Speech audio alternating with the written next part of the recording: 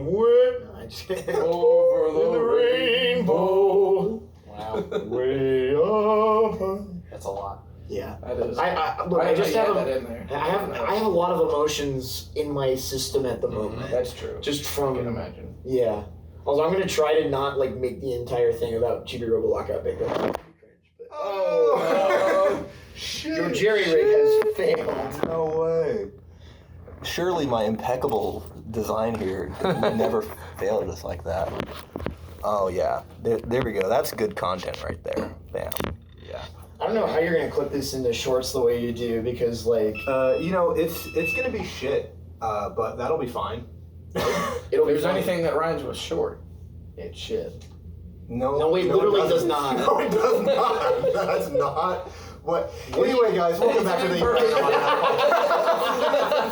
This is the podcast. This is what we're doing. That's fair. Yeah. We have Nestani on the docket. We still have Cosmic and Jax. Cole is broke as fuck as we discussed. Last episode. But we do have the illustrious, the glorious PMC Trilogy. How are you doing? I'm doing well. I just got off some commentary and had a day of production work before that, so it's been a very, very GDQ day, very official, stream involved, intensive kind of day. Yeah. Excellent. Very cool. So. Yeah, I don't really have an idea for this episode, but I was just gonna basically pick your brain, just like who are you, what do you do, what are your games that you run, things of that nature. Okay. I mean, so I would say my bit is that I really like, in terms of speedrunning, like actually doing the thing. Mm-hmm. I like finding games that are often janky. Sometimes I'll go in for themes. I've often described myself as like a mech and crimes kind of guy. Mm-hmm. I've run like Armored Core, Gundam games, Just Cause. Probably the most popular game I ever speedrun was I did some Vice City speedrunning. But like I especially like finding things that people haven't done. Like I feel like the lens of speedrunning as a way of playing a game is very exciting. And so lots of times I can pick up a game and be like, damn, I wonder how they cracked Final Fantasy VII. And let me tell you, a lot of people have also had the same thought. Yeah, exactly. And so I can go watch that. But like, if I'm like rummaging through the PS1 bargain bin and I find Khalik the DNA imperative, let me tell you, not many people. No one has speedrun that, and I finally did earlier this year, right? Awesome. When I went searching for data on that game, is to see if anyone, because one of the things you should do if you try to speedrun a game that you don't think anyone's in, search some more. Yeah. Go deeper on YouTube. Go to the SDA forums. Yeah. And I went to the SDA forums, and they had a speedrun request thread, in which Lonely Bob, like 677, said in 2006, damn, I would love it if someone did a speedrun of Khalik the DNA imperative. And he showed up in my chat for the speedrun. Oh, shut in 2024. Yeah, dude, yeah. That's That's dedication. Yeah, I was going through my clips, and I was like, what is this? Like, who's this? And Lonely Bob was like, oh wow, someone. Because before I speedrun, I just showed it on stream. I was like, this is SDA. Yeah. And someone asked for this. Now I'm going to do it for the first time. It was very funny. Point being, again, I like finding that kind of stuff. Or also even games that have been just touched by one or two people. Like, no matter how good you are, you always need another set of eyes. Oh, sure. Absolutely. Yeah. Mm-hmm. And so when you come in, you can, bring something. A lot of times I will be the person who finds someone, like they figured out ways to break a game, but they didn't optimize it. They made it too hard for themselves. Yeah. And so I'm often the guy who's kind of like the speedrun editor, where I'll come in and be like, actually, you don't need to jump on all these surfaces. You can just apply your face directly to the rock, and you'll go over it. There was, El Paso Elsewhere was a new game that came out last year by Xavier Nelson Jr. Stratfold, and a fellow speedrunner, Weekids, was working on a speedrun strat where you could do like a slow-mo dive. It was like a Max Payne style. Very Max Payne. And so you could use the slow-mo, and like you slow-moed like off of like a fence that you had to like jump onto, and then you did it at the right time, like plinked it, you could like dive over. And I was like, damn, this is really cool. Like, it avoided a time section where you had to fight enemies to progress, to drop a gate. And I was like, damn, what if we just dove straight into the gate, dog? Like, what if we just did it? And I did it and clicked it. I just went, whoop, like right over. So it was a good time. But yeah, I mean, that's kind of my I would say my speedrun general shtick is that I just like being out there in the wilderness, finding games. They aren't always good speedruns. Sometimes there's a reason nobody's picked them up. Sometimes they're Fist of Mars. Sometimes, I haven't even heard that one. And It's a Zone of the Enders game. Yeah. Oh, okay, Zone of the so Enders. there's a third Zone of the Enders game that's a strategy RPG for the GBA, and that thing, it's been kind of a joke for years that anybody has speedrun it or not. Because obviously people have speedrun Zone of the Enders. Yeah, right. Too, And so anyway, I think it was the beginning of 2023 as a New Year's Day special. I'm doing it. I prepared a route. I did it. I played through the thing. It took me a little over 5 hours. I found a few cute strats, but nothing great. And then as it turns out, by sheer random chance, two guys who are speedrun friends who wanted to speedrun a game that no one else had done before were running the game at the exact same time. Why? It's 17, 18-year-old strategy RPG, completely forgotten. It's not Zone of the Enders 1 or 2. It's this other game. Right. Credit to them. Their first run didn't beat my first run. Hey. But they took what I did. They worked on it harder, obviously. Multiple attempts, execution will improve. And then they took it to RPG Limit Break. Oh, wow. That's So That's sick. Do you know how far they got the time down? I want to say they got it down to at least under 4:15 maybe. That's pretty good. Which is pretty good for that game because that game is okay. For a strategy RPG, pretty good.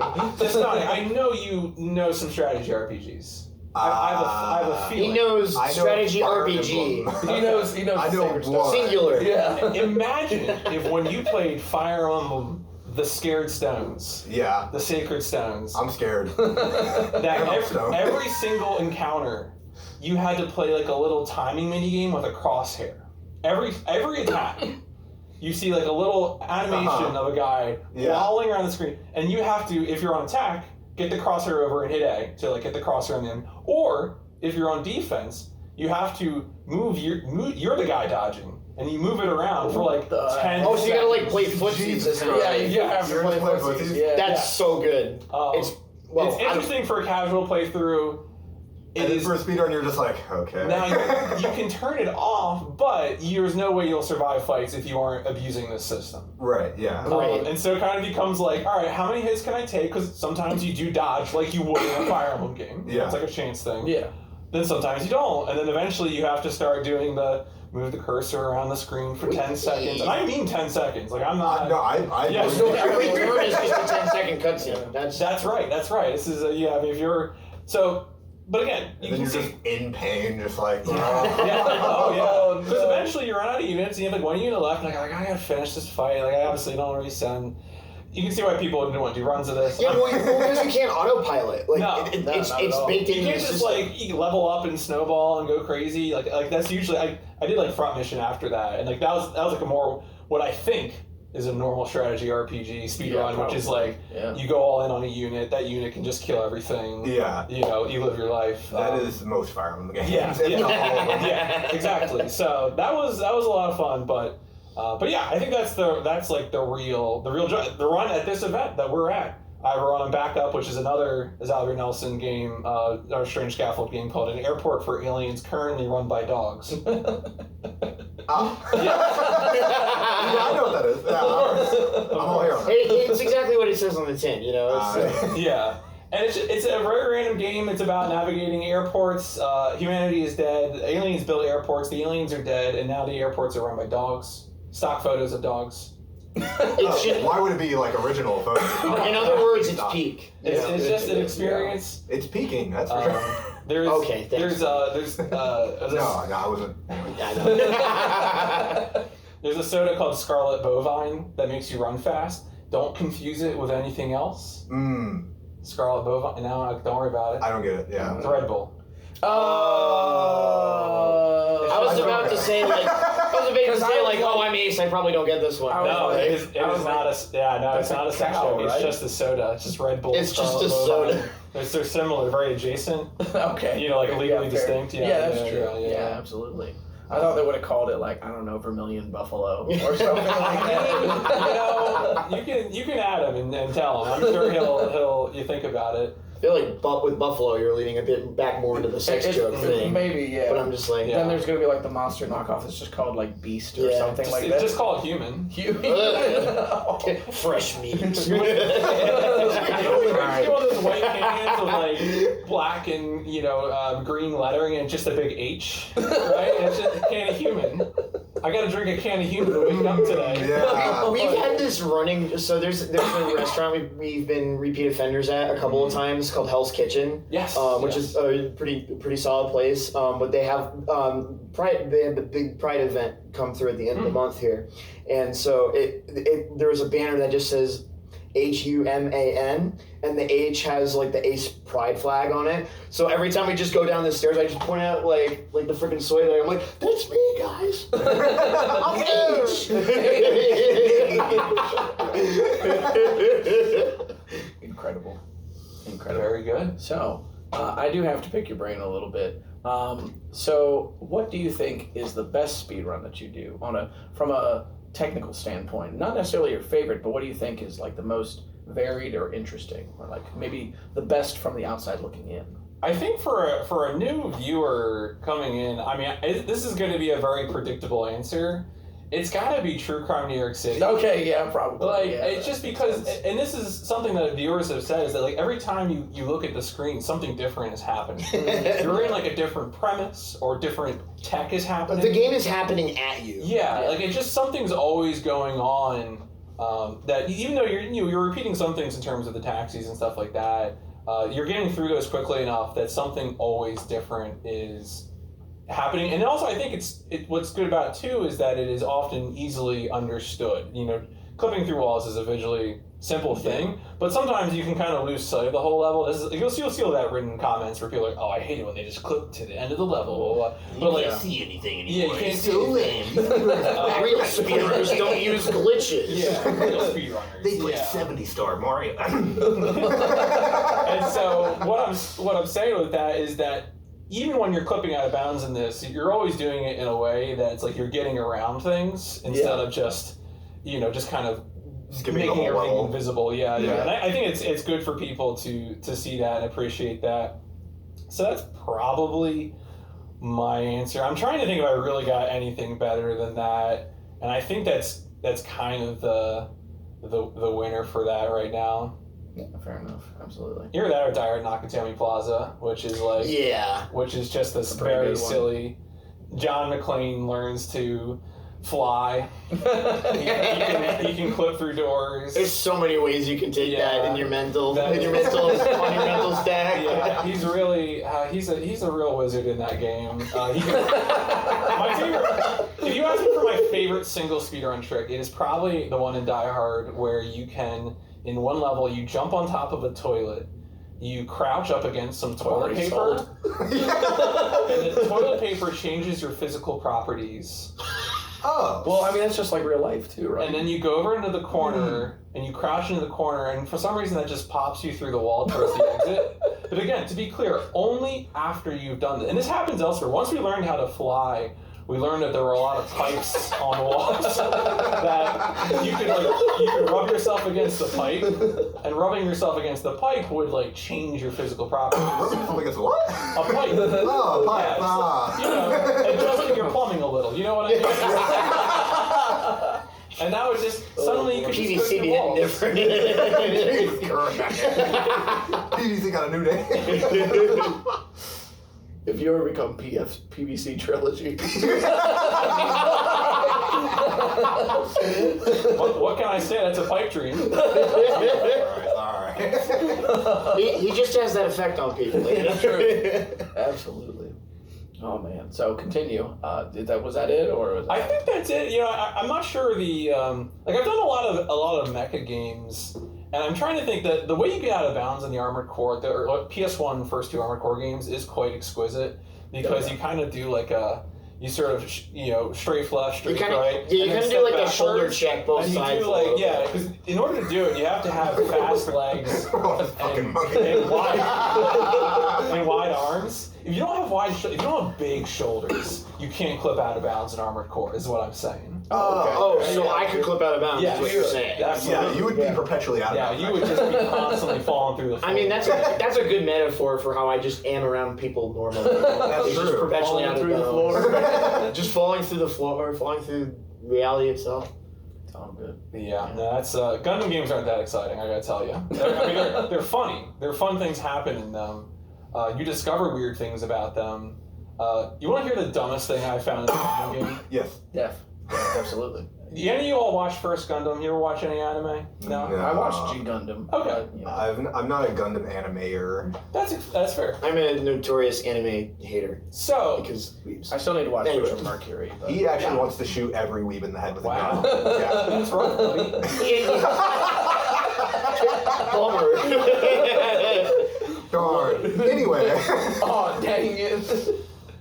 Homicide. In the 7th stage of Journey to Jabura for the PS2, there is a fight against the Black Tri-Stars, who are a bunch of Southern-coded guys. Hey man, don't look at me when you say black tie. My gut was right though, right? We're in person, I can see you.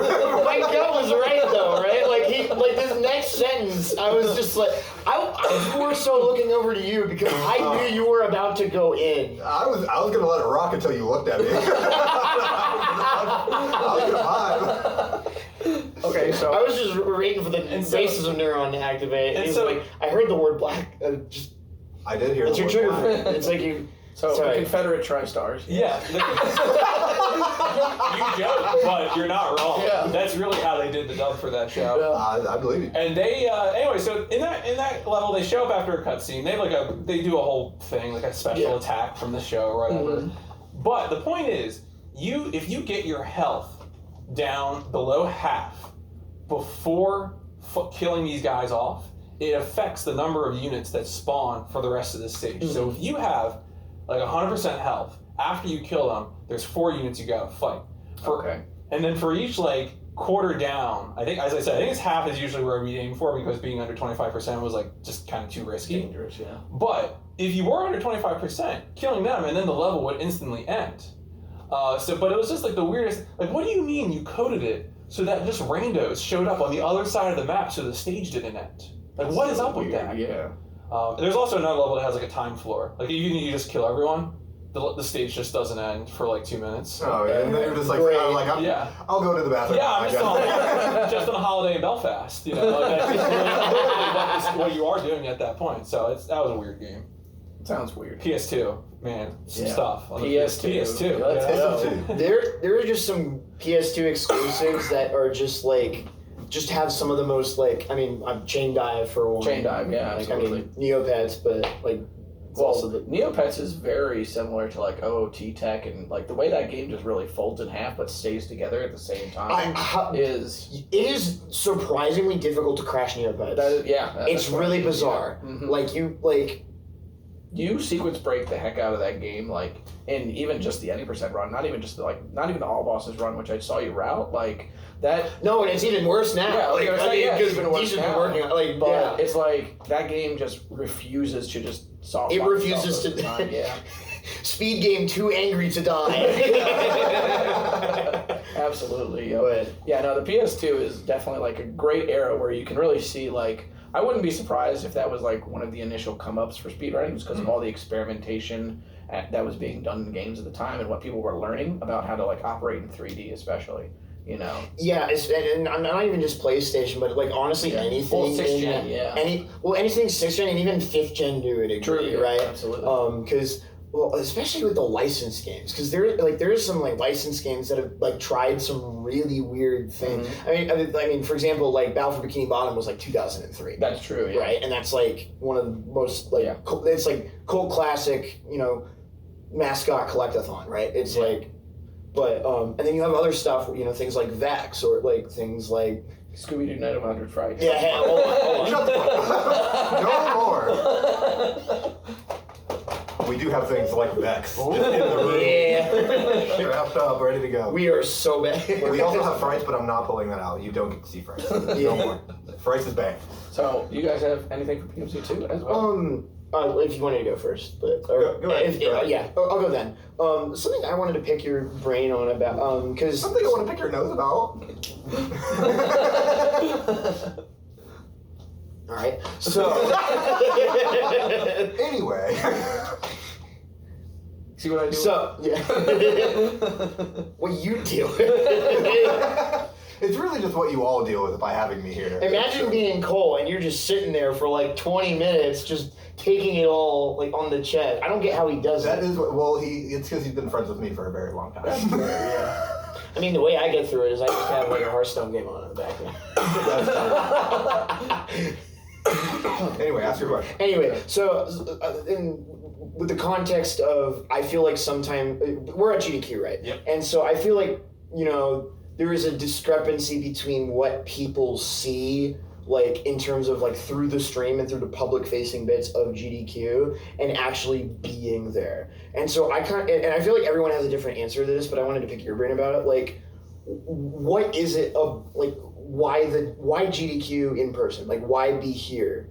Even, you know, if you're, because like you'll have people who retire from speedrunning who come every day. Like, what is your relationship with kind of this weird thing that we have at in-person GDQs? Yeah. So earlier I said that speedrunning is something I consider a lens, you know, a way to view something. And obviously, speedrunning, usually when you're viewing the thing, it's the game, right? You're viewing how the game works. And Right, how it plays. But I also think that the things that come along with speedrunning, you know, the practice, work ethic, there's a lot of community that can be considered a part of speedrunning. Like, not everyone has to be, you know, Like a runner. board. Yeah. But oftentimes, you know, that is something that you're doing, right? Right, Like, right. You are working on strats of people, doing races, being on forums, you know, being in Discords, whatever. So I think, you know, speedrunning sort of by its collaborative nature, and I think I've kind of indicated already that I'm like, I mean, both parts are important, collaboration and competition. Oh yeah, Certainly yeah, for sure. Yeah. digging up obscure things, you know, collaboration's even more vital, right? Because there's just Right. a few sets of eyes on it. So why GDQ in person? I think the people who are showing up, even if they don't continue playing games at that same intensity, it's really just affirming to have that kind of environment. I think having now, you know, spent some time working on the Interstitials production team, you know, that's a lot of people who aren't necessarily actively running anymore, but, you know, they have that set of skills that they bring to what they're doing. And furthermore, they have it in a way that, like, it functions. You know, I feel like it is, I'm not hearing too much about, we're not cutting you at each other's throats over things. Yeah. There's not egos in the way. It is really, like, it's just kind of delightful, the extent to which, you know, and everybody doesn't really bring egos to this. And especially in our, you know, because in a lot of ways, like, I think what I focus on and what you focus on are, like, very, very much the same, just different flavors of, like, speedrunning. But, like, there really isn't that ego because, like, what? You're, like, the one or two people that run, you know, this specific game. So it's, like, you know, in the cosmic scale of things, like, well, who cares? Trust the cosmic. Right. Shut up. Well, I would say, cosmic scale would imply small because he's short, but, you know. And he's from Delaware, so. Wow, that's the first state. Damn. Fewest counties, though. We have the lowest amount of electoral votes. So really on a small scale of it. How does it feel to be underrepresented? Well- you are literally short represented. To be fair, my forehead Hey, don't is call rather short. well represented, so I got to win there. You know. Yeah. I was trying to come up with a joke, but I just His brain turned off. sometimes reality is just funnier, and you let it speak for itself. All right, you know. That's fair. Yeah, absolutely. The I other don't know thing how I'll I feel say about that. is I'm also something of I'm like a pretty big doomer. I'm gonna be real. You know, I feel like I look at, like, climate news and stuff like that. Oh, I see. Okay, yeah. The world is, you know, there's some stuff going on in the world, especially while we've been here. Oh, yeah. And Yeah, so to be somewhere that is, you know, such a collaborative, supportive community, Yeah. and is, you know, raising money for an incredible cause. Mm-hmm. You know, Yeah, no certainly kidding. Doctors Without Borders is fantastic. It's just real good, right? Because in a lot of my other sort of public-facing aspects of my life, like a lot of my other hobbies, I do like, let me tell you, you want to post online about cycling on roads? People are like, you should die, oh, really? Okay, that's great. You should run that red, Yeah, you should. Yeah, you're lucky I wasn't looking on my phone when I hit you with my car. That's the stuff that people write. And so it is nice to be in a face-to-face environment that really is just wall-to-wall, 24/7. Yeah. Just good shit. That's just great. It's and of course, the meetup aspect of it too. Oh yeah, for sure. Yeah. So that's it can't be understated just how important that kind of thing is. Later this summer, I'm going to be going with my my wife to a meetup for a YouTube group that she's involved in, driving to Ohio. Oh man. But I'm supporting her, and I'm gonna get some great cycling done while I'm out in the middle of nowhere. Oh, you're and it's gonna be a good time. Yeah, I'm gonna bring my bike. Yeah. Oh, okay. I thought you were cycling to Ohio. I was like, you know how big that thing is. No. I got a nice hitch rack for my bike. Oh, Don't worry. nice. It's Of gonna course, get there. yeah. It's gonna go all the way down Definitely. I-70. Yeah, it's fine. So I'm just surprised you're going to be able to find great bicycling in Ohio because it's so flat. well, that's the. Okay. I don't know if I'll find great climbs. Right. But it's gonna be rural. Yeah. Probably empty roads. Yeah, some that's good true. scenery, some rivers. Actually, people love to talk shit about West Virginia, but it's going to be right across the river, and West Virginia's got a lot of great trail systems. Oh, okay. Oh, so you're on the east, river. on the river, so really east Ohio. Okay. But again, she's going to that meetup, and that's going to be a great time. She's going to meet with those folks, and that's an important thing. Exactly right. Absolutely. Yeah, for sure. You got anything, or else, or you just vibing? I'm just vibing. You're just vibing. So I do want to pick your brain because Mm-hmm. I think I've asked this question already before. So how was your experience really when you first came to a GDQ? As I believe that your first in person you were a runner, or So the first time so I have to put an asterisk on this because my first GDQ-esque experience was GDQ-X at TwitchCon, which isn't really GDQ. Very different environment. it's not the main line. Right. So my first experience, I think, ended up being SGDQ 2022, which was in the Minneapolis area, but was at that Bloomington venue. It was at the with the parking lot. and the cheetah pizza mafia front. Yeah, the mafia front. Yeah, I am so mad that I never got mafia pizza.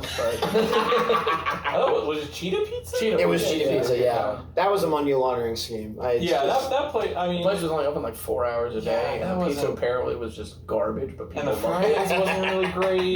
The taco place was there. I was gonna say, what was it? The taco Libre. Taco Libre is fine. That was Yeah. fire. Yeah. But so anyway, that was my first time going in person, and I think I was just doing commentary because I don't think I did an in-person run. I was a runner online 2021, 2022 AGDQs maybe. Okay, yeah. And then I did SGDQ 2023 in person. It was my actual. Yeah, because I think it was Just Cause 3 and then Armored Core. That's right, Project Yeah. Phantasma. Yeah. So.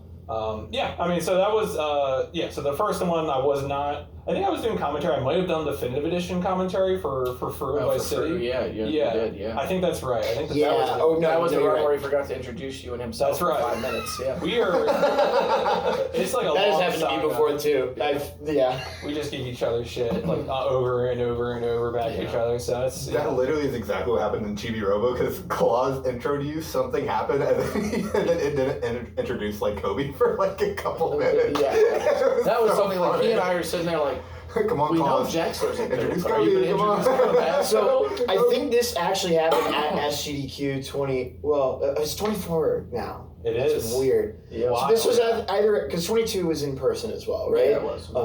So I forget it was either that one or 23. A friend of the people, Shredberg, who is just a beast at Super Meat Boy. also incredible also poster. shredded. That's true, yeah. Yeah, I heard he's shredded. people have been saying this. But the thing that he really likes doing with his runs and in person is he likes to have some he could just run the whole gambit himself, and he usually does. But then he also likes to have someone who's never really sat with him before, just kind of let it happen. And so I was that person for his I think it was his All Dark World, All Dark Levels, that's the name of the category. And I was sitting there for a solid 10 minutes before he like remembered that I was sitting behind him, and I was just like, well, because I mean when Shredberg is on the mic, you just let him cook, Yeah. right? But I'm also just like, Hey there. did I like do something wrong? Is everything okay? How was the weather guy? So the wedding, you know. What about them Cowboys? Mhm. You know, that sort of thing. So my other question, I guess, to follow up is when you finally started submitting to GDQ, was that something that you had kind of decided on your own, or did somebody say, hey, you should really submit so the X game, or? So I think I had been submitting for a while. I feel like it's kind of hard to say like when my submissions got more serious, because I feel like I had been submitting like something probably as early as like 2017. Okay. I know it's taken some reputational hits lately, but I had gone to ESA 2017, Okay. Really? which was like a fun little Europe trip to do. Yeah, GrifterCon sounds fun. You know? Yeah. Wow. And so, because I did the full Just Cause 380% at that event, which was fun. And then I think after that, I was like, damn, 3 hours is too long for me to do on my own time, let alone submit to marathons. to Yeah. marathons. And so at that point, I think I finally started like branching out to like GTA and Just Cause and stuff like that. So I think I had been submitting for a long time, because I have been watching speedruns probably since since Twitch was like a thing, like 2011, 2012. And Okay. my general Twitch story, my friends were into fighting games. They told me about Evo. I watched Evo. I was like, damn, I could watch people play video games all the time, maybe. And then I had to find like some fighting game streams, but also, obviously people's, Casual ROM games. Scout playing Yeah, Symphony of the Scout. Night, Yeah. 2011 or Like whatever. even then, like sometimes there's that crossover between like FGC and those like, crossover, speedrunning of as course. well. Yeah. So Me, for example. Yep, Yeah. yep, Yeah. exactly. So, that was how I got in. But I was, I just sort of, it was kind of novel at the time. I really just lurked. I don't think I barely got involved in chats probably until like 2015, 2016 or something. And then from there, I finally was like, I could start streaming myself, and then I was doing other things, and then I would actually do speedruns from time to time. So yeah, it was sort of a long, slow burn. Oh, okay. Awesome. Yeah. So I guess then the follow-up to this is, considering you've seen how much speedrunning has grown over the years, do you think that sometimes in terms of competition, do you think people really lose sight of the exploration aspects of speedrunning now? Because I feel like it is a lot harder to be a top runner in really any game now with how optimized things are. And so I kind of want to get your thoughts on how these two worlds have developed, really. I think that question kind of goes down to how you engage with games altogether, because there are certainly people who maybe more emphasize competition, Yeah. and also their game preference will play into it as well. As I said, I'm like, for me, if you go look at like my Steam games played list, and it's gonna be like, wow, I played this game for 200 hours, and it'll be like at the top of my list. Mhm. And I know a lot of people, it's like 200 hours is not even like show up for them, Yeah. because they'll have like 10,000 hours in Dota 2 or something, for God forbid. Good grief. And God forbid Dota players. I was a Dota player. they are for, not invited to the book podcast. In like 2005, 2006, I played a lot of the original Dota All-Stars. To be fair, what else are you gonna do? And hopefully no one ever turns up evidence of me doing that, because nothing we did was appropriate. we had a tool that would let us ban people from we would detect their territory and then kick them from the game, which is not really something you're supposed to do on BattleNet. But we wanted games with good pings, and so if you were from like a Latin American country, we would just boot you, which is in retrospect not really. The optics not are great. Yeah. The optics are blurry. I was concerned about The optics have high ping. This is not great. So, point being, if you're someone who really just wants to play one game over and over again, you probably do have a longer road to be a competitive player at a game that draws in that kind of adoration. Mm-hmm. So I just feel like I can't answer the question, because I'm the person who, regardless of whatever, is going to be going through the dumpster bin and finding these like forgotten games. Some Because that's just how I'm wired, right? Yeah, like definitely. I just go for that shit. Like there's no universe in which I'm going to play Super Mario 64 for like more than a few hours at a time. Well, That's then- really In that case, if I can ask you a follow-up question, because this is something I haven't brought up on the podcast yet, but I kind of wanted to a little bit, is that you mentioned a little bit with like someone like who just all I want to do is play this one game, and I just kind of wanted to hear your thoughts on this. Like in some ways, I feel like sometimes you mentioned it takes them a while to get where they want to go. Do you think they're holding themselves back, if that makes sense, in terms of not even just like growth as a speedrunner, but also just like growth in the way that like perspective, if they're just limiting themselves to one game or like maybe even like one type of game or like Hey man, you don't need to talk about me with playing Friday. You don't have to subtweet me. I'm right here. you're literally doing sacred stones at this GDQ. True, but for like the first 2 years, I did nothing but Scooby. Whoa. It's true. Well, I mean, you also joined the speedrunning community for a completely different reason. You wanted to destroy Ryan in theory. Yeah, that's true. And he did get destroyed. And to be clear, this is not. He wanted to destroy this person named Ryan in the theoretical sense. The guy's name is Ryan. Ryan in theory, yes. oh okay. Yeah. All right. Just so that the We're in Cosmic Hour. Everyone. For the Back. So I know the PMC appreciates me. So I'm absolutely Yeah, here yeah. for it. So I do feel like this is one of those questions that you might also not have an answer for, but this is what the direction that I'd hope Jaxler would, pose it. Yeah. Yep. Mhm. So the answer is for that person that they need to understand why they're playing that game. I think if like that truly brings you joy, then like I don't give a damn, go for it. Yeah. If you have a different reason, like if the reason is you think you need this game for some other reason, I can only become a Twitch partner if I play a popular game. Which is pretty true. Which is pretty true.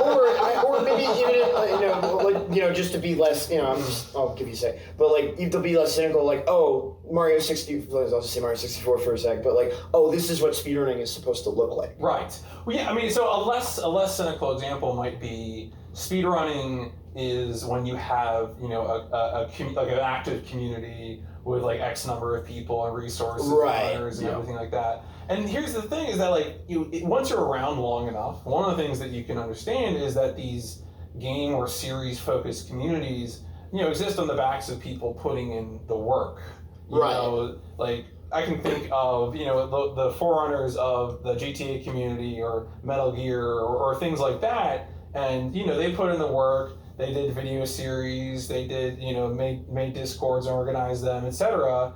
And helped popularize those things. So the thing is, you can think speedrunning should look a certain way, and maybe your favorite game doesn't reflect that, but you can, besides just doing runs of your game, do stuff to bring about that community. And that almost folds back to GDQ again, because GDQ is creating community broadly around. Right.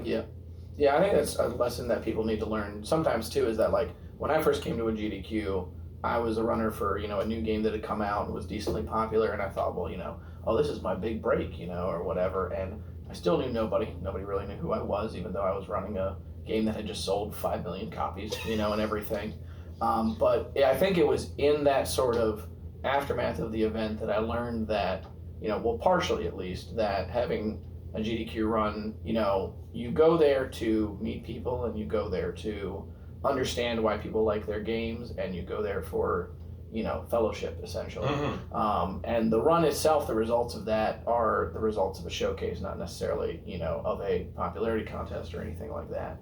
So it's very cool that like people, I think this event really, I think, helps people realize why they are playing that game. Right. I think that's a really cool thing. I think one of the most common things that people go to GQ and then come take away with is like an intense motivation to get back to work. Yes. On something. For sure. Yeah. Well, except for this guy, but or just to pick up new games, because exactly, because that's pretty much what I did after GDQ. Is I learned more games. Now before it was 2.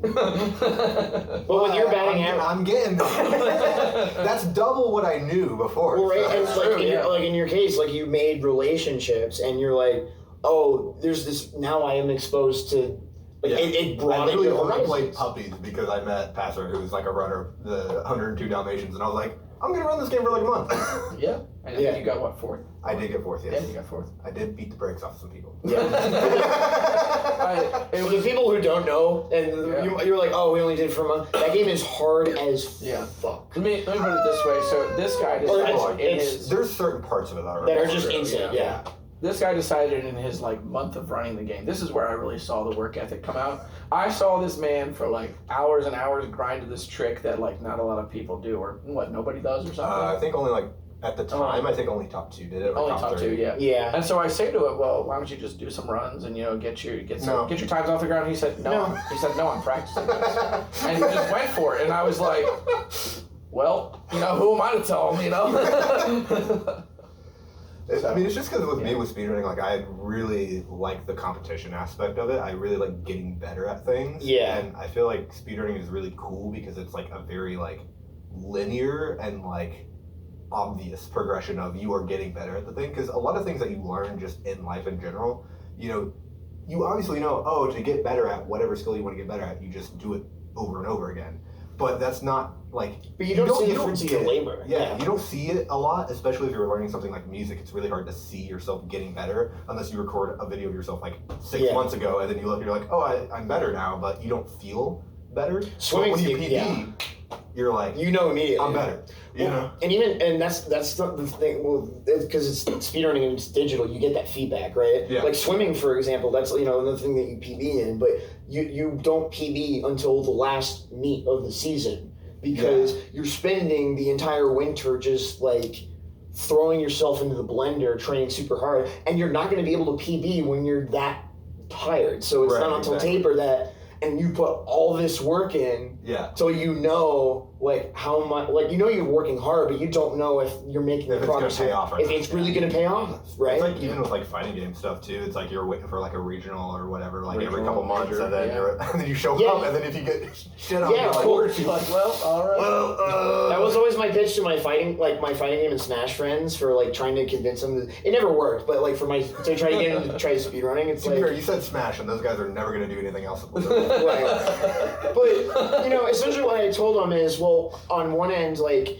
every time you go into a match, like one person wins and one person loses, right? Yeah.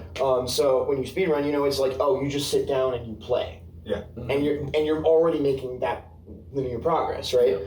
But on top of that as well, if let's say you're like in somewhere like Chicagoland, like Chicagoland Melee, for example, like you have a lot of opportunities to get that more consistent competition and that feedback, right? Yeah. But you like the next weekly isn't until like next Friday, right? So it can be really like, and that's one of the things about speedrunning is like if you're really frustrated that like, oh, I really messed this up, like you can just slam your head into the wall. well, that Just reset. Yeah. yeah, you can just run it right back, right? Yeah. But if like you got hit with like last stock last game, then you can't just run it back immediately, right? It's like you're out of the bracket and you got to wait another week, right? So it's like Yeah. So I do have a question for you too. You've had how many runs into GDQ? This is the preliminary question. I think the answer, I mean, it depends where you include GDQX, but it would be 3 mainline events, I think. I would probably include Yeah. GDQX. Yeah. Okay, and then 4, shout out. I'm biased because I've been at GDQX. Shout I out would to say the- mainline. shout out. I think GDQX is mainline. We So- viewed GDQX, and Jack was like, yeah, so I've been in 27. No. So I guess my question is, because everybody's really usually looking for that game that they can call their own. Do you feel like you've achieved that and had that run into an event, or do you think you're still searching for it, or do you think that you're submitting that game currently? I feel like I've kind of, Do you feel like there is one game to call your own at all? Yeah, that too. Or is that just not your vibe? Because you were talking about just like dumpster diving. So like, Yeah, like are you even connected perspectives. into a game like that? I mean, I think at this point I'm kind of like, I feel like I'm moving into my my dumpster era, so to speak. These dumpster maxing. I was gonna say Pride Month was a couple of days ago. Because at this point, the 3 runs that, like, we're talking about the mainline events, the runs that I've had in are, I think they sort of capture kind of the range of my bullshit. Yeah. Which is, Yeah. Which is to say, I had, Just Cause 3. That was the first game I'd ever speedrun. I'm the only person who's done runs of all 4 games in that series. So that's like a big thing for me. Yeah. Armored Core. I was the first person to get Armored Core in just before Armored Core 6 launched. Yeah. Again, that was a lot of fun to have done that. And then, True Crime, a sort of GTA knockoff, very silly game. That was another thing. I've done some stuff like that. And so at this point, there are games that I'm submitting that I wouldn't mind kind of adding to, feathers in my cap, like the Star Trek Deep Space Nine stuff. Yeah. Or some other things. I don't want to hear it. I know you're going to We don't talk about 2D platformers in this house. I got so excited when I saw Dark. You're not the only one. I saw that Deep Space Nine, and then I saw the console was SNES, and I'm like, That can't be it. that can't be right. Yeah, I actually had the same reaction when I was like, he got... Wait a minute. No. Wrong game. Wrong game. So anyway, but some of that stuff would be fun to do. I don't know. It's kind of weird because there's like Dark Horse games that I almost wonder like. I have a bunch of games that I've been regularly submitting. Like I need to go maybe PB again or find some other showcase before, just because I've been submitting Die Hard. I've been submitting Slave Zero is kind of relevant again unexpectedly. Yeah, with that. Because of the new game in the Which series. is weird, because I'm a speedrunner of I'm technically the only published speedrunner of the original game. There's another person who's run it, but they're a coward and they won't submit their run to the board. It's giving dolphin. And so, there's definitely other stuff, but I'm really kind of I've been looking for people right now, as I think you said, Nestani, coming out as you already thinking about what am I going to start running when I get home, right? Yeah. Thinking about that. Yeah. And I'm I'm finally going to run Exector, which is a game I told him about a year and a half ago. I think I remember that. At 2022 or 2023, I forgot. I think it was 2022 actually, because I think you were playing Smarty's Meltdown, and while we were talking about. Remember? I was playing Smarty's Meltdown. Yeah. I was. Yeah. Not Cosmic. Cosmic knew better. Yeah. I was just playing Nano Breaker. Right. Nano Breaker. Oh no, so you didn't know better. I didn't know. No, absolutely Mistakes not. were being made. We were. That was a rough. I was going to that say was a we were rough on day. a bullshit. That was a tough day. But yeah, so stuff like that. Do you know what Exector is? Anyone know what Exector is? I think I vaguely Exector, not to remember. be confused with Executor, the Pokemon. Not to be confused with yeah. Exector. That's right. So, have you ever heard of Arc System Works? I have. Oh. The Guilty Gear, developers Blaze Blue. Okay. Guilty Gear and Blaze Blue. I know Blaze Blue and Guilty Gear. Yeah. So before they made Guilty Gear, they released a 1995 top-down shooter where you play as a mech called Exector. Man. It is. Oh no. It is astonishing. The boss fights are so. Before I looked at it, I was like, oh, it's got mech. Arc System Works. It's probably kind of goofy, right? I have now actually played it. Right. I've now actually played it. I know the speedrun can be done in 15 minutes or something. So it's a nice short run to put in there. That's pretty neat. Yeah. And it is just complete. The boss fights are so ambitious. The boss will pick you up.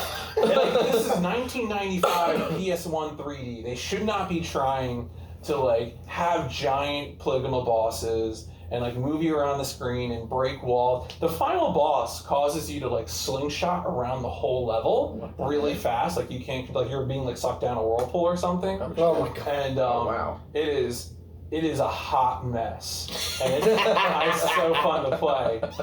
So I really think I might dig into that one. But there's something so special about those like we were saying, those early 3D era games where they didn't know what was good practice, right?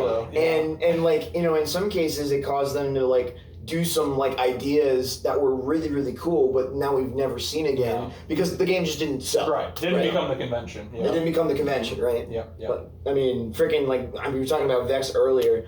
Super Mario Odyssey did the thing where you're original Super Mario 2D Mario plastered on the wall and you're platforming around the wall. Vex did that in 2003.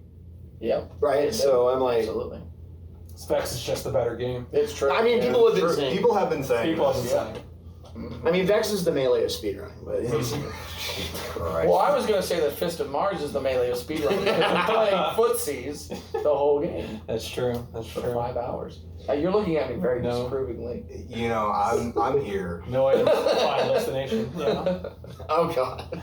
Oh god. Oh good lord. So, do you have questions for us, by the way, as we get a little towards the end? Drew, we have been grilling you. Yeah. Yeah. Okay, all right. I'm gonna put out a general question. And I'm gonna put out a anybody can answer say. in Daily Double.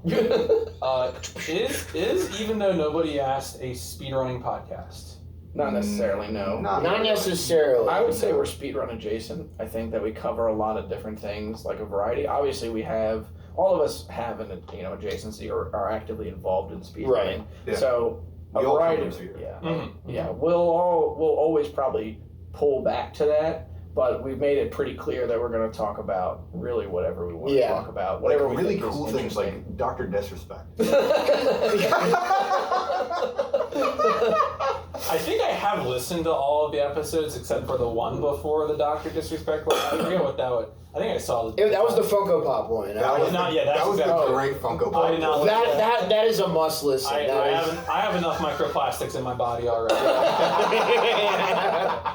But I think to kind of expand on that point, I think part of the reason, at least that maybe I'm just speaking for myself, that I'm kind of glad we don't just talk about speedrunning and aren't just the next speedrun podcast that's gonna like start up and then disappear whenever, is because like having that cultural background in speedrunning kind of informs the way that we look at the world. Yeah. Right. A lot of and it's a broad stroke, but a lot of times, especially with people who come to these in-person GDQs, people really care about that deep, relationship connection with the people around them. They care about who you are rather than what you are. Yeah. And obviously not everyone is like that, but like you get that there more than most. Yeah, exactly.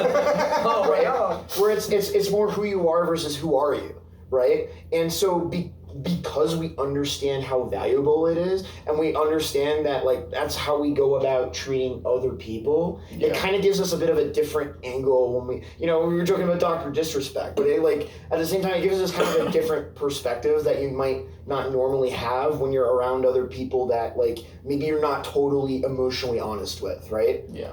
I think that the other thing too, I'll let you go in a minute here. Yeah. But go ahead. I think that unless you want to go, unless you just want to launch. I just turned off my mic. They can't hear me anymore.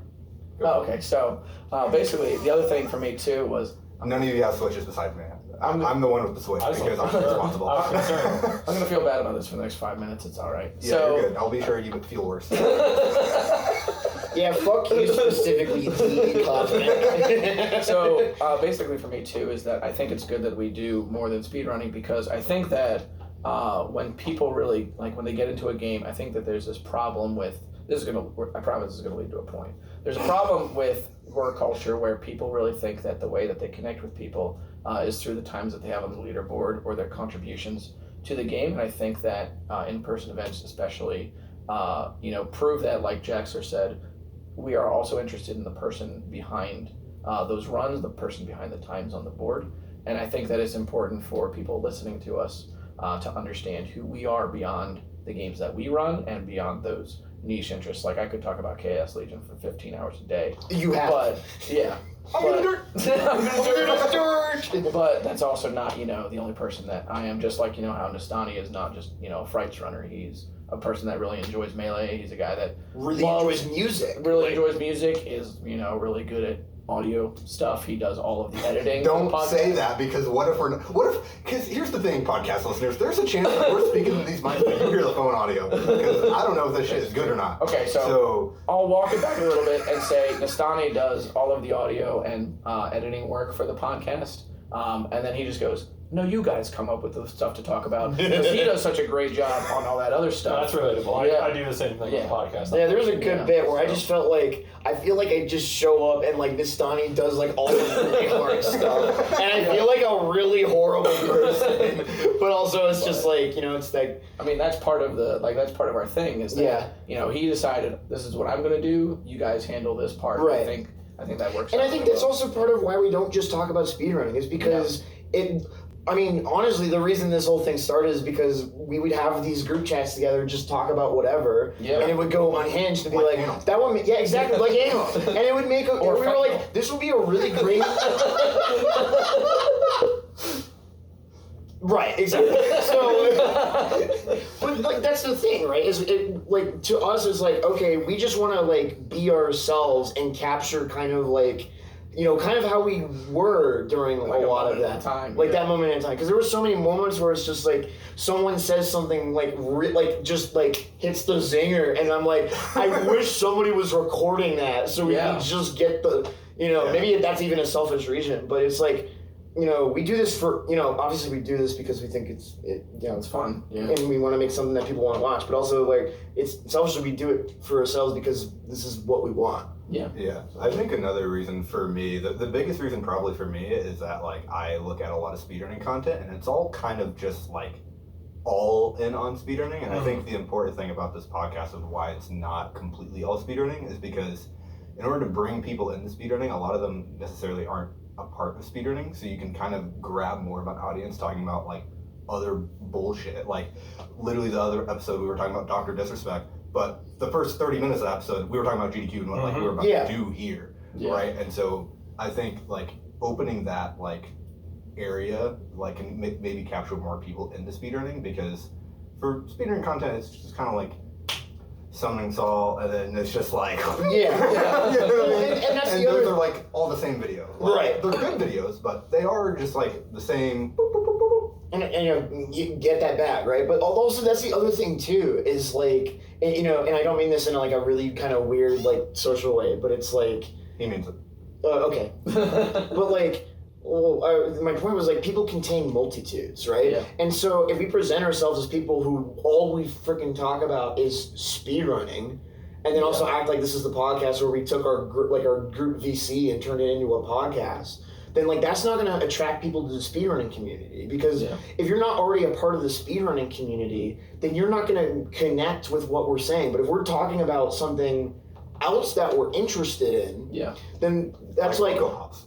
yeah, like or like the Funko Pop thing, or Yeah. like when I'm talking about Olympics, like Olympic swimming, Yeah. for example, Yeah. right? It's like, oh, we have something in common, right? Yeah. Because and that's, you know, kind of the thing with speedrunning too, is like, yes, we care a lot about this thing, but for most of us, I think it's not our all and only thing, right? I think speedrunners contain multitudes, Yeah. and I think like that's what I feel like that's what a lot of the speedrunning content gets wrong as well. It's just like painting the wrong portrait of who we are, We're really and why just we falling into the same trap or the same box, just because it's kind of hard to create speedrun content. Yeah, Mhm.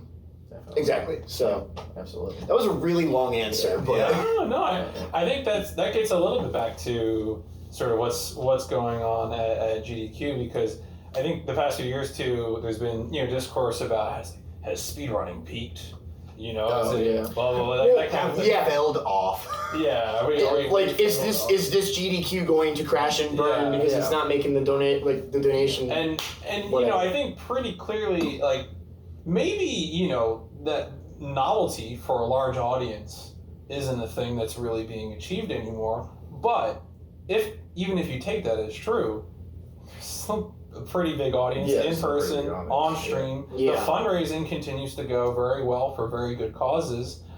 It's really hard to, you know, It's say kind of much become about its it. own ball that started rolling Right, too, and right? it's its own community, and it's also found ways, you know, to hand things off to next generations. It's not just any one individual's, you know, sort of work that they're killing themselves over, right? Yeah, it is definitely. more functional than that, and like that's the sort of thing too, where I think one of the things I used to remember a lot too, just talking about GDQ and speedrun content, was the sentiment like, oh, you know, the GDQ in like the late 2010s would have this like huge exploding audience.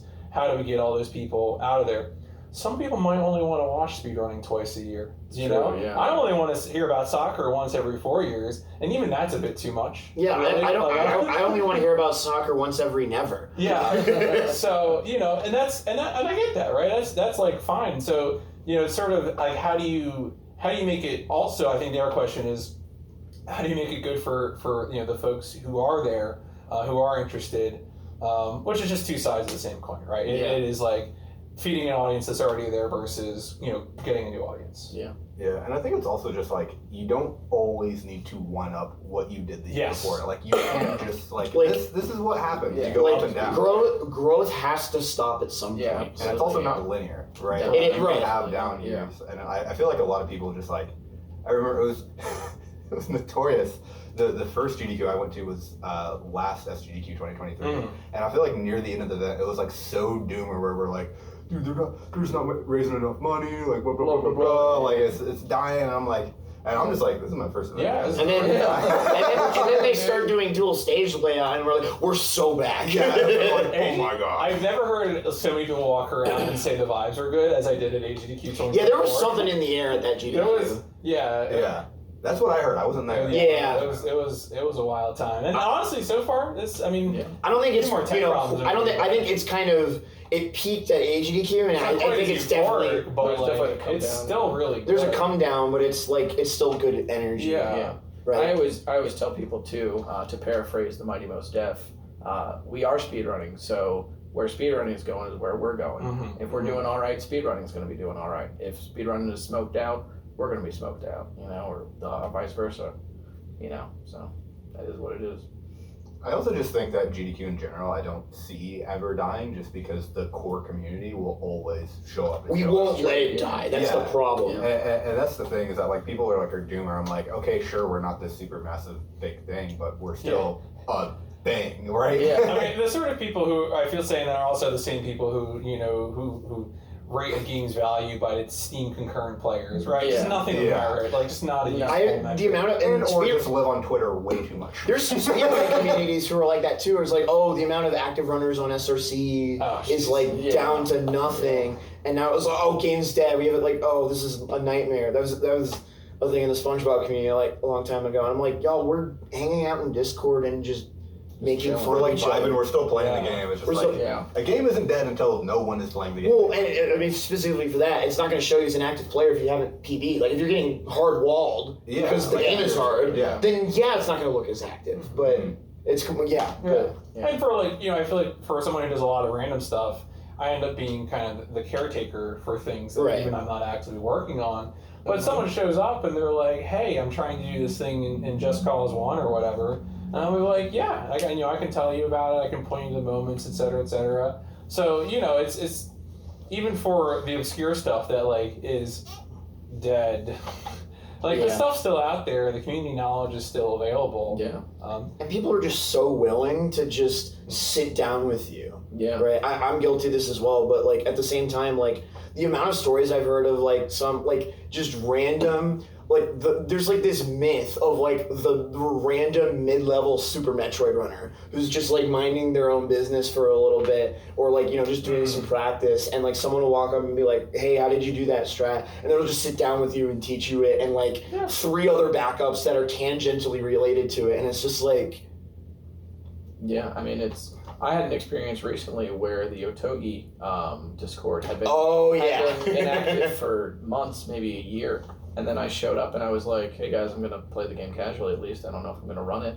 And, immediately there were 2 runners just in my chat, we'll help you out if you want to learn We're some so shit. back. Yeah. And I said, because it was very clear to me that Otogi, I was like, some shit in this is jank, and I really don't want to put my head against the wall because it's a FromSoft game. Yeah. So I was like, yo, I'm a Dolphin. Give me the tech, or whatever. And then Dolphin, when I got through Otogi 2, in the middle of Otogi 2, he was like, man, I really love because there's an escort mission where you have to escort your spirit to the end of a thing. He was like, I really love the strat on this because it's really challenging and everything. And I went, just type it in chat, dude.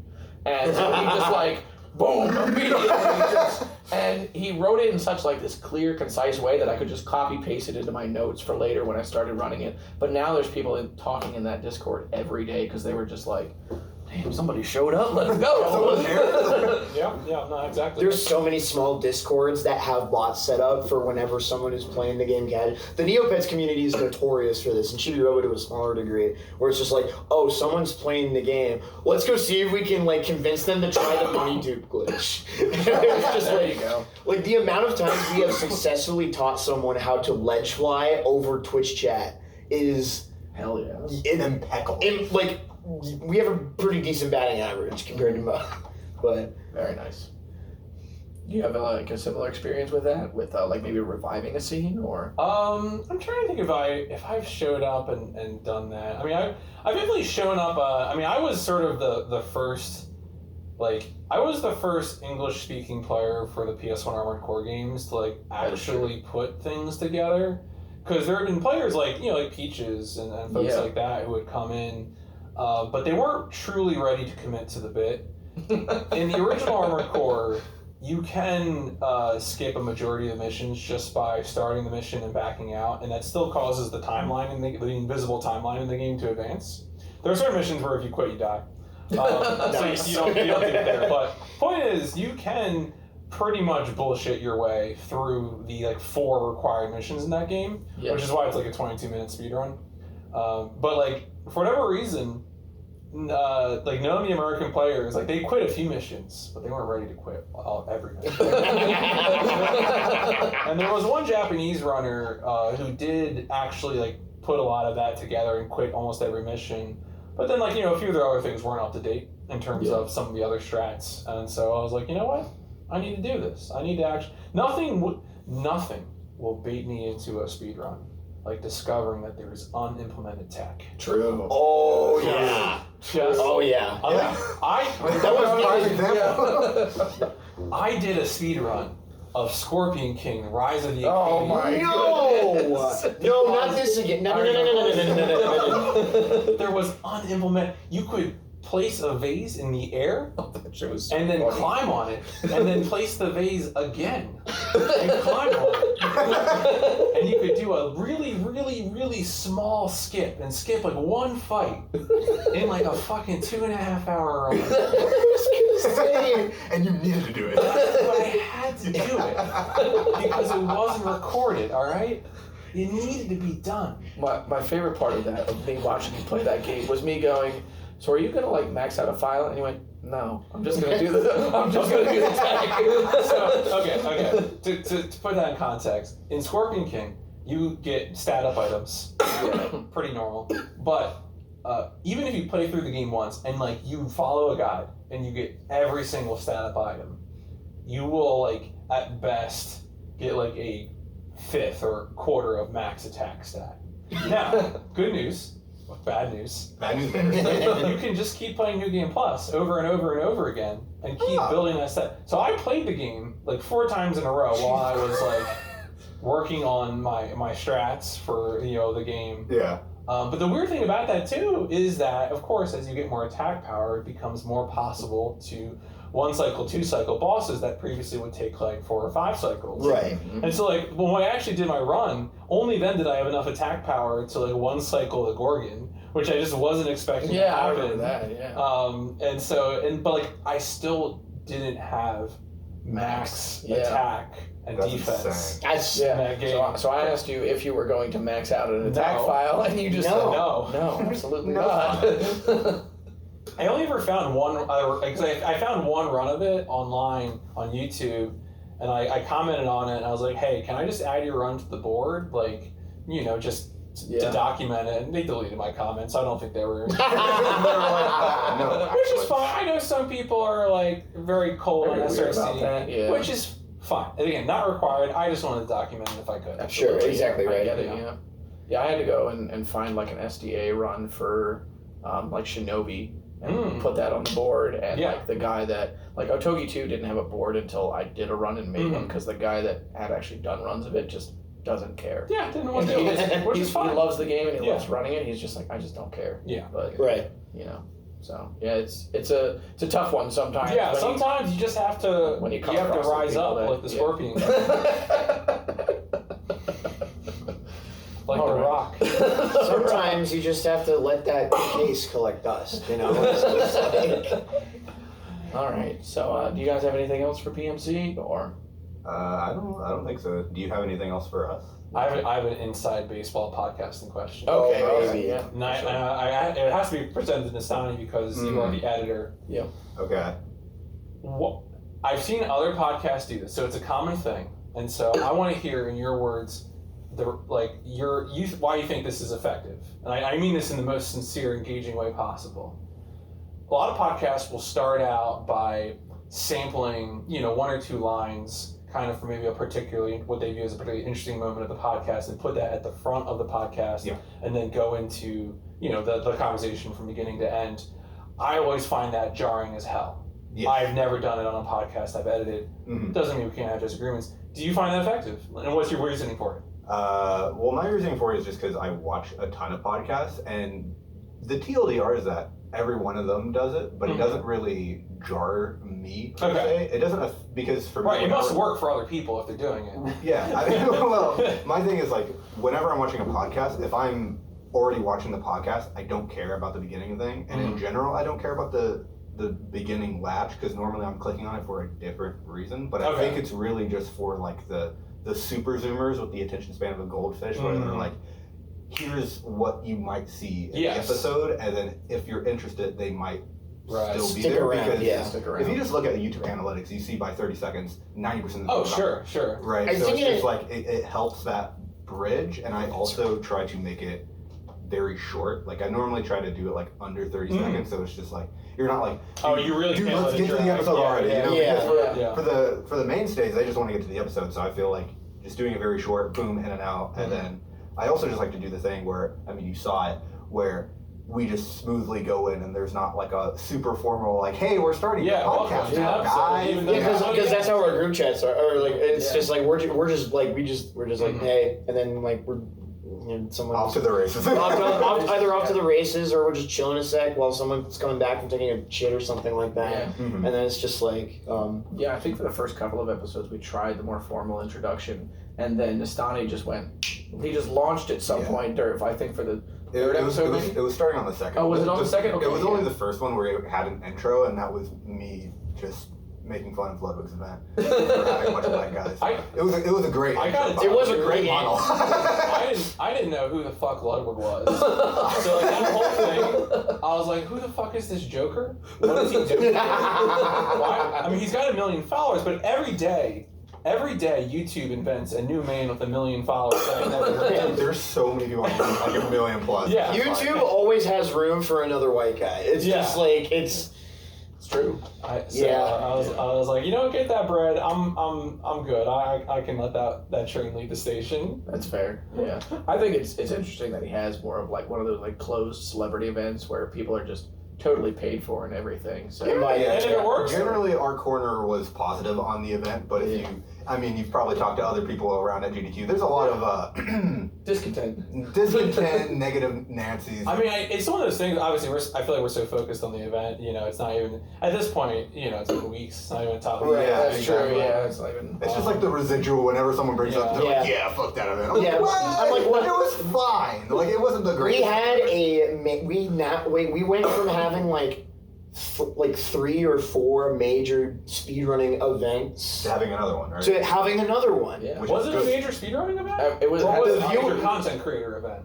It was a little bit of both, honestly. It was a little more content filled, but they did their best to like when the speedrun be about speedrunning. It was like kind of content filled, but like it was only really content filled for like the first, like whenever like Ludwig or like Stans or one of these super popular creators, when they were there, it was a little bit more content filled, but as soon as like they were away, it just reverted into a GDQ event. Yeah. Was kind of like, speedrun marathon's a speedrun marathon, Yeah, it's like how different can you make a speedrun marathon? And I think it kind of just fell into that same trap where it's just like, we're doing this is GDQ where you're allowed to say fuck. Yeah, basically. Like for example, Lil Aggie, so he flew out and he was just like, can Parky fly out with me? And they were just like, yeah, sure.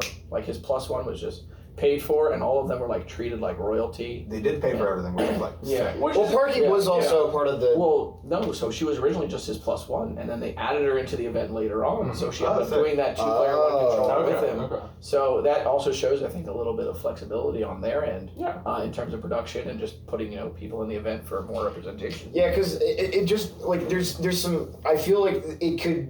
It's because it's so nascent. It could definitely mutate in a different direction than something like Because GDQ. it's just like Because super, it's super. It was super fluid, right? Or not like fluid, but it was super like not last minute. structured. It was not It's smooth. like a shotgun blast of just like, Right. here's something. The thing holy shit. the thing that stood out to me the most, like the thing that really hit me for a sec, was at the end of Outrageous Josh's Jack and Daxter 1 run, where one of the I don't know if it was Stan, I think it was Ludwig, who was like, dude, I like freaking love Jack too. Hey, are you around like this weekend? We love, like, if you know. Oh, he was like, oh, I know how to do Jack 2. He was like, hey, if you're around, we'd love to have you do Jack 2 later this event. And I'm just like, that would never be a thing anywhere else. Yeah, in that's true. A speedrunning marathon. Of just being like, hey, this is cool. Can you do a different thing? Yeah. Like, Would you be change down? the event right now? Yeah.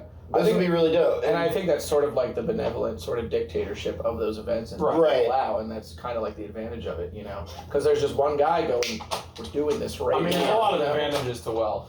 Yeah, Yeah. true. Yeah. Yeah, absolutely. Money can't buy you happiness, but it can make it a lot easier to get. It's true. This is true. Absolutely. Anyway, Ludwig, please let me in your event next time, okay? Appreciate that. Sonic Unleashed Anyway, runner right there. and on top of that, send your thoughts and prayers to Cole, because True. on the opposite end of the spectrum. And to his friend that spent, $9,000 on Funko Pops. Yeah. You'll hear about that. Oh, update for the podcast. It's Update. not 6,000, it's 9,000. You'll get to hear that when you get home and listen. Yeah. Yeah. We're giving you like you're talking about the quick preview. I'd give myself a depression if I listened to that. Well, there's just good news. A couple of them glow in the dark. So Yeah, that thing is gonna glow in the dark too soon. I love how you are unintentionally foreshadowing aspects of that conversation. So I'm gonna cut us off here on that bit. On the Funko Pop bit, I think that's a good place to pretty much close the podcast. Do you have anything you want to say, shout out? Yeah, where can whatever? people- Where can people find you? Plug your pluggables. So you can Don't say find me pluggables. I just hear that on Behind the Bastards all the time, that's all. So pretty much anywhere you want to look, you can probably find me at PMC Trilogy. That is mostly on Twitch, still sometimes on Twitter, YouTube, etc. My main bread and butter is I'm just playing the PlayStation one game at a time, chronological order. Kind of been doing that for a bit of the year. It's been a pretty good time. And then I'll still get into speedrun stuff here and there. So that's just. I also do a mecha anime podcast because these guys all love anime. Yeah. Called Giant Robot FM, where we watch just old shows, old and new. We've done like various Gundam shows, Macross Plus. We started doing some zines recently, which has been fun. We've been taking some of the content we produce for the podcast and turning it into a zine. Oh, that's dope. Yeah, That's fun. cool. Yeah. That's been a kind of a good process. I think we got some fun. One of our later projects for the year is going to be Zone of the Enders. We're going to watch we're going to play the first game and watch the OVA, the Dolores OVA, or is it the Idella OVA? One was the TV show, one was the OVA. Just don't say OVO and you'll be fine. That's right. Foreshadowing. Are you gonna play Zone of the Enders 2 as well, or? Eventually, I think the plan was that we would do the first game and the OVA as a unit, and then the second game and the TV show as a unit. So Okay. Very cool. Zone of the Enders again, cross media project was fun. But you can find me in any of those things. Again, usually Twitch stream is probably the most frequent, and then I post on Twitter. I'm never gonna. They can't kick me off there. Okay. Sometimes when the fascist tries to move into your neighborhood, instead of leaving, you just punch the fascist. That's Like, true. Yeah, Sometimes that's that's what you That's gotta do. praxis. I mean, That's just People praxis. have been saying that. People have been saying. people have been doing this People have been doing that. since the dawn of time. All right, so that is going to be it from us. Nestani, you want to take us out? Bye. To play us out. What do the words even mean? To play us out. Fuck it, we'll do it live. Whatever. All right, bye. That's it. Thanks, everybody.